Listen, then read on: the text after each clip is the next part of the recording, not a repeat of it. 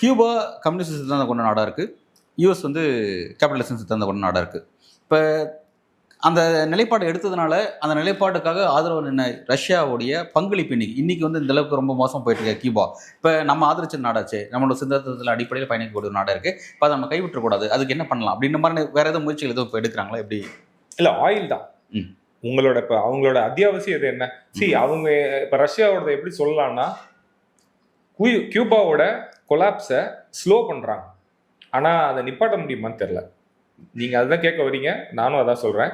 Collapse ஆக போகுதுங்கிறது உண்மை. ஏன்னா மேசிவ் மைக்ரேஷன் வந்து கியூபாலேருந்து தான் நடந்துச்சு. இந்த ஸ்கார்ஃபேஸ்னு ஒரு படம் வந்துச்சு, பார்த்துருக்கீங்களா? அல்பச்சினோட படம். சரி, பழைய படம் அது.